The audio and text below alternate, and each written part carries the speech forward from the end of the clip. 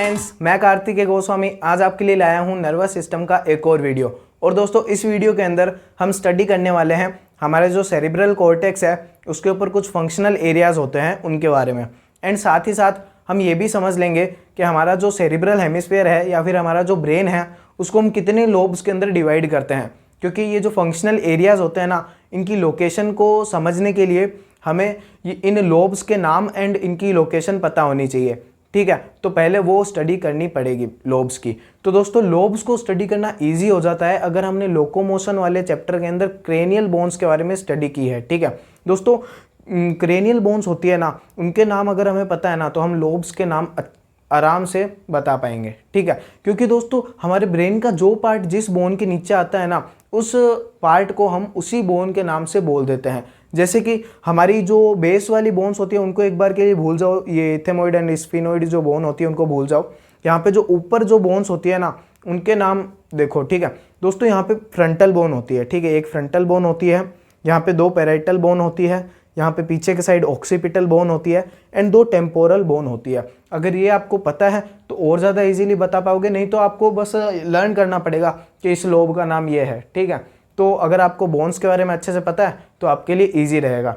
ठीक है, तो दोस्तों जो पार्ट फ्रंटल बोन के नीचे आएगा ना उसको हम फ्रंटल लोब कहेंगे, एंड जो पार्ट पैराइटल बोन्स के नीचे आएगा उसको हम पैराइटल लोब कहेंगे, एंड जो ऑक्सीपिटल बोन के नीचे आएगा उसको हम ऑक्सीपिटल लोब कहेंगे, एंड जो टेम्पोरल बोन्स के नीचे पार्ट आएगा उसको हम टेम्पोरल लोब कहेंगे।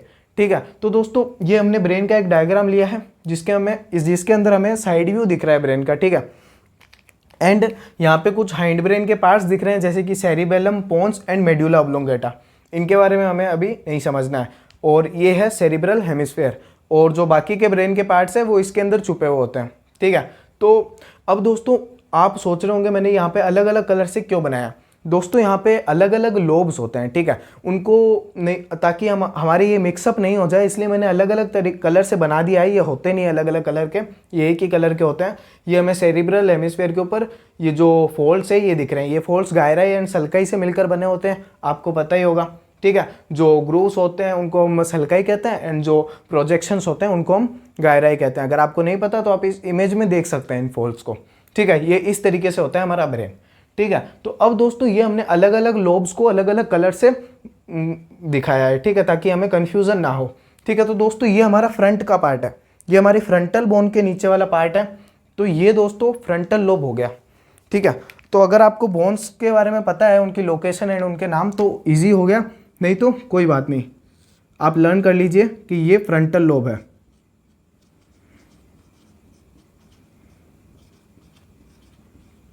ये फ्रंटल लोब हो गया। एंड दोस्तों ये ऊपर वाला पार्ट है, ये हो गया दोस्तों पैराइटल। ठीक है, ये पैराइटल बोन के नीचे होता है, तो ये दोस्तों पैराइटल लोब हो गया जो कि येलो कलर के अंदर है।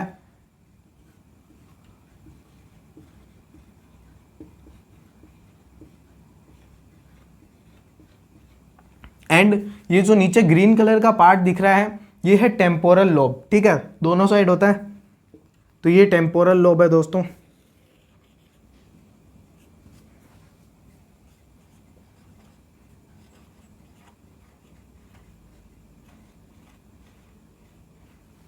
एंड ये जो लास्ट वाला जो पार्ट है जो कि एकदम ब्रेन के पीछे है, ठीक है, ये वाला पार्ट पीछे वाला, ये है ऑक्सीपिटल, क्योंकि ये ऑक्सीपिटल बोन के नीचे आता है, तो ये है दोस्तों ऑक्सीपिटल लोब।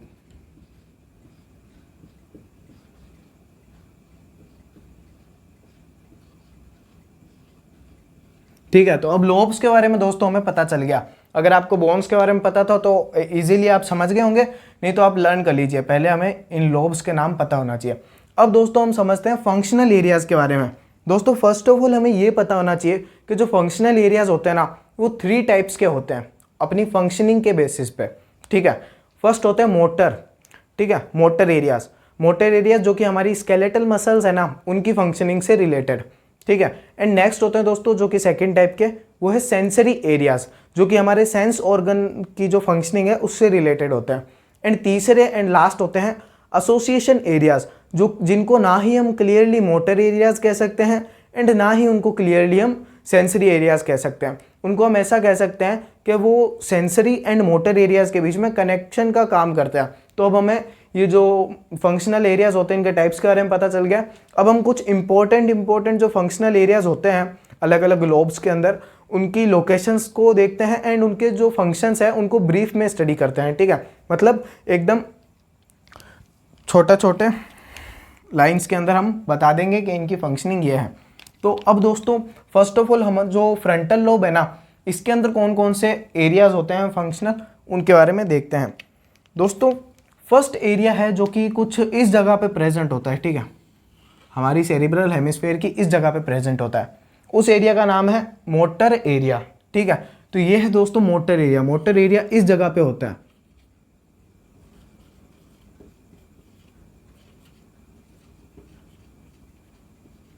और मोटर एरिया का फंक्शंस के बारे में आपको पता होगा, ये हमारी स्केलेटल मसल्स की फंक्शनिंग से रिलेटेड है।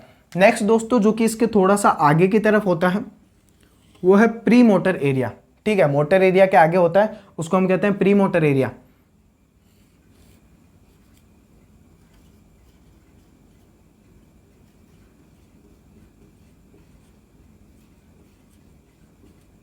और इसके क्या फंक्शंस होते हैं दोस्तों, ये जो प्री मोटर एरिया है ना, ये हमारे जो मूवमेंट होते हैं ना उसकी प्लानिंग एंड उन जो मूवमेंट है उसको एक्शन में लाने के लिए वो फंक्शंस होते हैं इसके। मतलब प्लानिंग करना कि हाँ अभी हमें ये वाला मूवमेंट करना है, तो उसकी प्लानिंग यहीं पे होती है प्री मोटर एरिया। तो इसके बारे में ये ध्यान रखना है। तो अब ये 2 एरियाज हो चुके हैं। अब दोस्तों जो एक लास्ट एरिया, इसके अंदर हमें 3 ही एरियाज ध्यान रखने हैं फ्रंटल लोब के अंदर। जो कि फ्रंटल लोब में होता है वो है दोस्तों ब्रोकाज एरिया। ठीक है, ये है दोस्तों ब्रोकाज एरिया जो कि कुछ इस जगह पे प्रेजेंट होता है।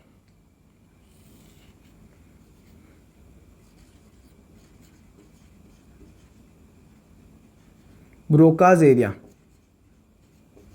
और इसका क्या फंक्शन होता है दोस्तों, ब्रोकाज एरिया का ना एक दूसरा नाम भी होता है। अगर हमें वो नाम पता चल गया ना तो इसके फंक्शन के बारे में हम अच्छे से समझ पाएंगे। ठीक है दोस्तों, इसका दूसरा नाम होता है मोटर स्पीच एरिया। ठीक है, मोटर स्पीच एरिया।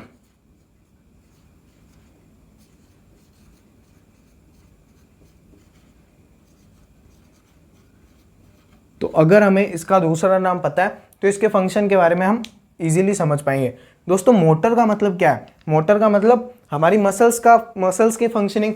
स्पीच मतलब बोलना, तो हमारे बोलने के अंदर जितनी भी मसल्स का यूज़ होता है ना, जैसे कि लिप्स एंड कुछ जो हमारी ब्रीदिंग है उसको भी ये हमें जिस टाइम पे जो कोई भी वर्ड बोलना होता है, किसी के अंदर ज़्यादा एयर बाहर निकालनी होती है, किसी के अंदर कम एयर बाहर निकालनी होती है, तो उसका जो भी हमारी स्पीकिंग के अंदर जो मसल्स का रोल होता है जैसे कि लिप्स वगैरह सब कुछ, वो यहीं से रेगुलेट होता है ब्रोकाज एरिया से। ठीक है, तो ये 3 एरियाज दोस्तों हमें ध्यान रखने हैं जो कि फ्रंटल लोब के अंदर होते हैं। अब हम चलते हैं दोस्तों नेक्स्ट लोब जो है पैराइटल लोब। अब इसके अंदर कौन कौन से एरियाज होते हैं दोस्तों, पैराइटल लोब के अंदर 2 एरियाज के बारे में हमको ध्यान रखना है। जो है दोस्तों एक एरिया है यहाँ पे इस जगह पे, ठीक है यहाँ पे। तो इस एरिया को क्या कहते हैं दोस्तों, इस एरिया का नाम है गस्टेटरी एरिया। ठीक है, अब आपको नाम से पता चल रहा होगा दोस्तों गस्टेटरी एरिया का क्या फंक्शन होगा।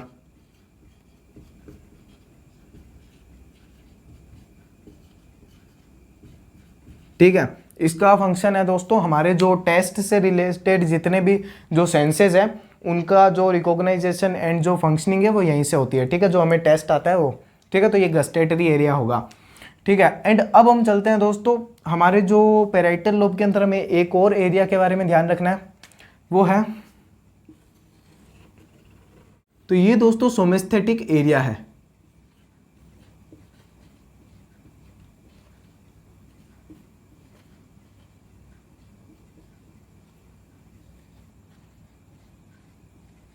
ठीक है, सोमेस्थेटिक एरिया का मतलब दोस्तों इस एरिया के अंदर हमारा जो हमारी स्किन के ऊपर जितने भी सेंस वगैरह आते हैं वो यहीं से रिकॉग्नाइज होते हैं। मतलब जो टच एंड जो हमें जो पेन फील होता है वो सब कुछ, ठीक है, हमारी स्किन से रिलेटेड जो सेंसेस होते हैं वो यहाँ पे आते हैं। तो ये दोस्तों हमने पैराइटल लोब के कुछ एरियाज़ के बारे में स्टडी कर लिया।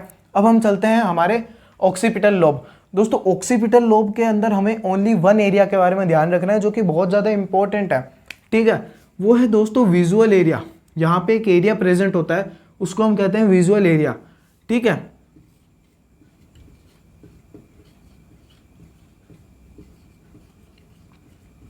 और विजुअल एरिया का क्या फंक्शन होता है दोस्तों, ये हमारी जो भी हम देखते हैं ना, वो सेंसेस सीधे यहाँ पे आते हैं ऑक्सीपिटल लोब के अंदर, ठीक है।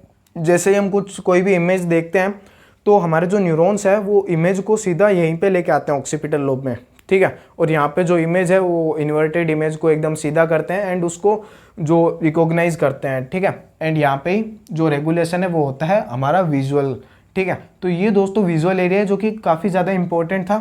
अब हम चलते हैं हमारे लास्ट लोब के जो एरियाज है उसके अंदर, जो कि टेम्पोरल लोब्स के अंदर है, ठीक है। टेम्पोरल लोब के अंदर दोस्तों फर्स्ट एरिया जो कि हमें ध्यान रखना है, जो कि इस जगह पे होता है, ठीक है, वो है दोस्तों ओल्फैक्टरी एरिया,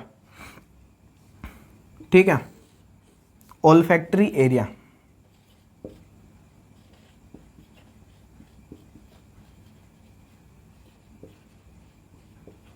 और ओल्फैक्टरी एरिया का क्या फंक्शन होता है दोस्तों, नाम से पता चल रहा है, मतलब हमारे जो स्मेलिंग से रिलेटेड सेंसेस है वो यहीं से रेगुलेट होता है, ठीक है। तो जो हमारी स्मेल्स वगैरह है वो सीधी यहीं पे आती है, जो उनके जो सेंसेस होते हैं। एंड नेक्स्ट है दोस्तों जो है ऑडिटरी एरिया, जो कि कुछ इस जगह पे प्रेजेंट होता है। यह है दोस्तों ऑडिटरी एरिया,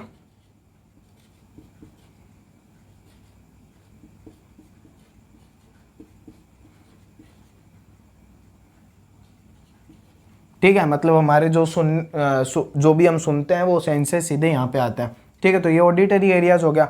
नेक्स्ट एंड जो लास्ट एरिया है जो कि हमें ध्यान रखना है दोस्तों, वो इस जगह पे होता है, ठीक है। और उसका नाम क्या है, उसका नाम है दोस्तों वर्निक्स एरिया,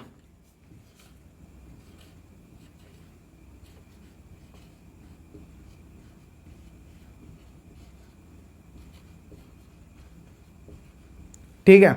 तो इसको हम लैंग्वेज अंडरस्टैंडिंग एरिया भी कह सकते हैं, ठीक है। मतलब यहाँ पे जो हमारी लैंग्वेज की अंडरस्टैंडिंग है वो यहीं पे होती है वर्निक्स एरिया के अंदर, ठीक है, जो लैंग्वेज से रिलेटेड है। तो ये दोस्तों कुछ एरियाज थे जो कि इंपॉर्टेंट है, जो हमें ध्यान रखने हैं, ठीक है। तो आप इसका स्क्रीनशॉट भी ले सकते हैं।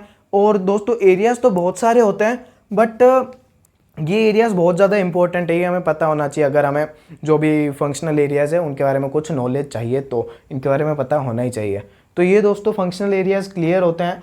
अब मुझे उम्मीद है ये आपके लिए हेल्पफुल होगी वीडियो। अगर आपको जो हमारे ब्रेन के अंदर जो स्कल एंड ब्रेन के बीच में जो मेनिंजेस है उनके बारे में भी स्टडी करनी है तो आप इस वीडियो पे क्लिक करके वो भी समझ सकते हैं। Thank you.